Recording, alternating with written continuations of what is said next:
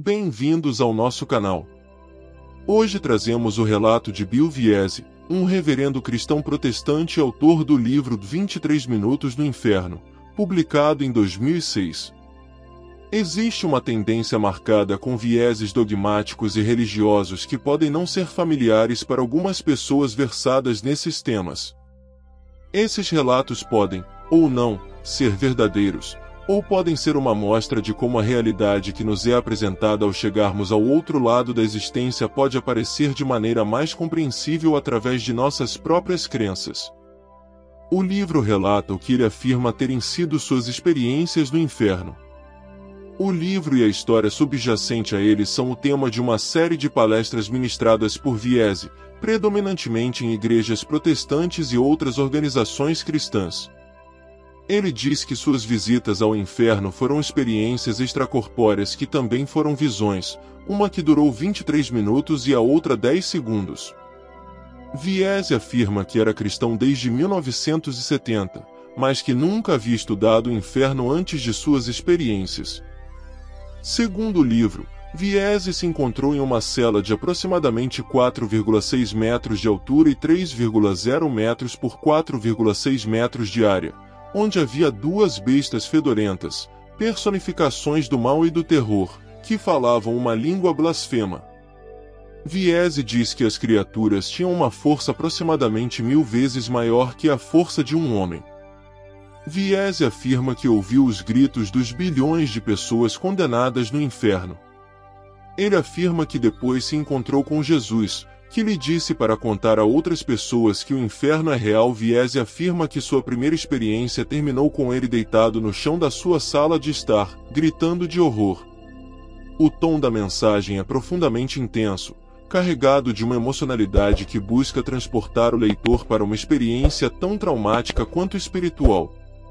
A narrativa do autor mergulha na seriedade do tema, o inferno, apresentado não apenas como uma realidade teológica, mas como uma urgência palpável que chama à salvação. Embora a crueza do relato permaneça, foi suavizada sutilmente para tornar sua leitura mais acessível, sem sacrificar a gravidade do que está em jogo. As citações bíblicas não são meras referências decorativas, elas funcionam como pilares que sustentam a mensagem. Cada versículo invocado convida o leitor a parar, não apenas para absorver as palavras do autor, mas para refletir sobre o contexto sagrado que as envolve. A Bíblia, nesse sentido, torna-se um guia, uma bússola que orienta o leitor para uma compreensão mais profunda do inferno e seu significado dentro da doutrina cristã. O uso das emoções é deliberado e preciso. Desde as primeiras linhas, o texto atinge o leitor com descrições vívidas, quase palpáveis, de dor e sofrimento.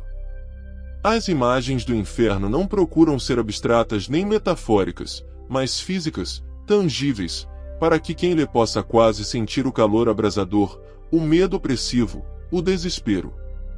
No entanto, esse impacto emocional não é gratuito, está estrategicamente desenhado para reforçar a experiência espiritual do narrador, permitindo que o leitor não apenas compreenda, mas sinta o que está em jogo. A mensagem final é clara: o inferno, embora aterrorizante, não é o destino inevitável para aqueles que escolhem o caminho da fé. Aqui, o texto encontra seu propósito evangelizador, oferecendo uma saída através de Jesus.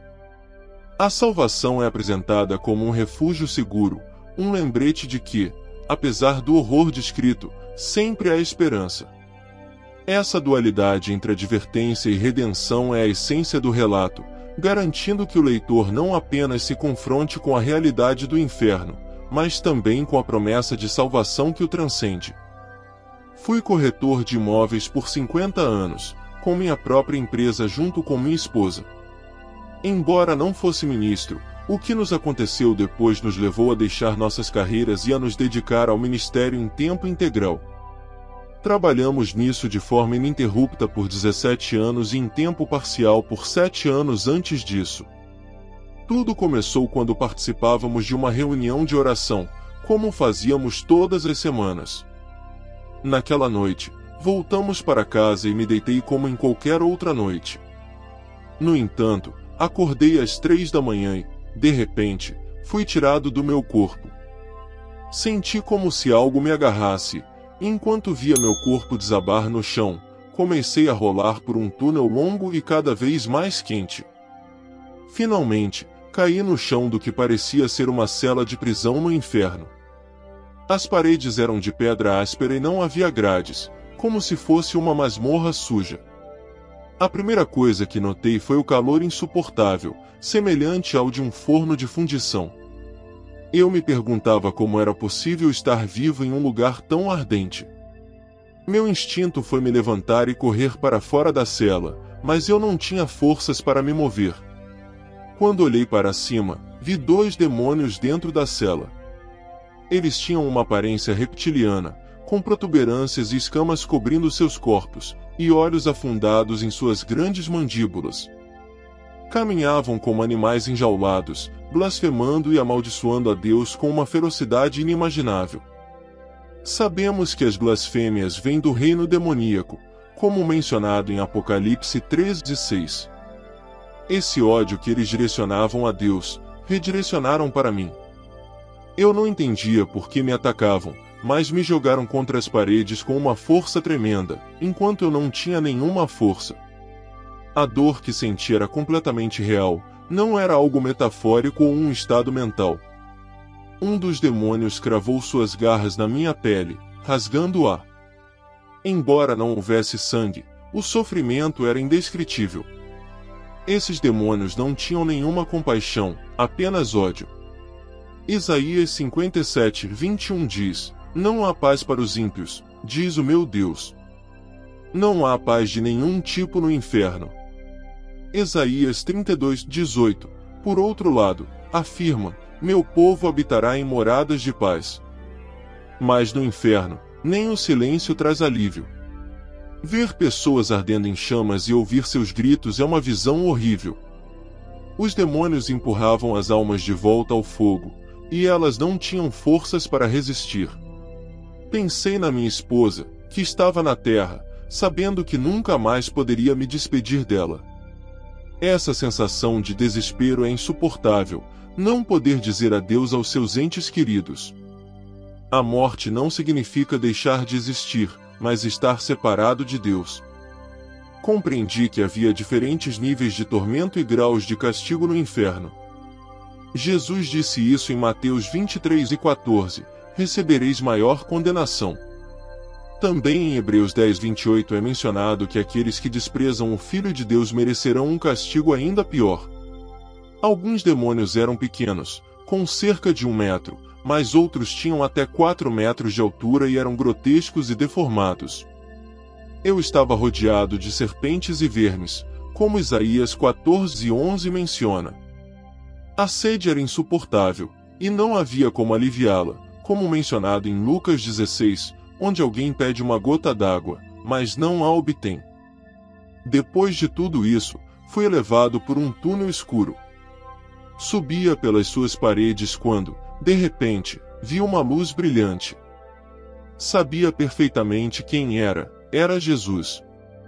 Embora eu não visse o seu rosto, vi sua figura cercada por uma luz branca e pura. Quando o vi, disse o seu nome, e ele apenas respondeu com 2 palavras: "Eu sou." Imediatamente, voltei ao meu corpo. Quando retornei, estava traumatizado. Minha esposa me encontrou no chão, encolhido em posição fetal, gritando. Ao olhar o relógio, viu que eram 3h23 da madrugada. Sabia que haviam se passado 23 minutos desde que tudo começou. Pedi a ela que orasse por mim, e assim ela fez. Sua oração aliviou o horror, embora a memória do que vivi tenha permanecido intacta. Deus me mostrou o inferno não porque seja mau ou vingativo, mas porque muitas pessoas, incluindo algumas ao meu redor, não acreditam em sua existência. Compreendi que precisava compartilhar este testemunho para alertar os outros. Porque, uma vez que alguém morre, não há segunda chance. Não há maneira de voltar, nem calvário que possa te salvar. Você não pode orar, nem falar com ninguém, está completamente só e isolado para sempre. O Senhor permitiu que eu experimentasse isso para que eu entendesse a urgência de levar sua mensagem e advertir as pessoas sobre o que as espera se não acreditarem em Jesus. Em Apocalipse 28, está dito que os incrédulos terão sua parte no lago de fogo. É uma advertência clara: se você não crê, mesmo tendo a liberdade de fazê-lo, arrisca-se a esse destino. As afirmações do livro de Viese receberam reações sarcásticas de alguns escritores, tanto da imprensa cristã quanto da secular. Rob Moll, da Christianity Today, ao comentar a declaração de Viese de que o inferno era quente, muito além de qualquer possibilidade de sustentar a vida, observou: felizmente, sendo o inferno, todos, exceto Viese, já estavam mortos. John Sutherland, escrevendo sobre o livro de Viese no New Statesman, apontou que Viese descreve de forma bastante pouco convincente o som de bilhões de pessoas gritando como irritante. Outros escritores expressaram opiniões ainda mais duras. Steven Wells escreveu no Philadelphia Weekly que Viese está errado ou está certo. E se ele estiver certo, então Deus é um tirano louco. Um escritor do Northern Iowa, um jornal estudantil da Universidade do Norte de Iowa, descreveu o livro como 23 minutos de bobagens e apresentou o sucesso do livro como um sinal das falhas do cristianismo e da religião em geral. Deixe-nos conhecer sua opinião nos comentários. O que você pensa sobre o testemunho de Bill Viese e as reações que gerou? Você acha que essas experiências refletem uma verdade espiritual profunda ou considera que são simplesmente relatos subjetivos? Queremos ouvir sua perspectiva. Chegamos ao final do nosso programa de hoje. Agora cabe a você decidir sobre a autenticidade deste relato. Esperamos que tenha gostado. Muito obrigado por chegar até o final. Queremos pedir que você deixe um like, seus comentários e se inscreva em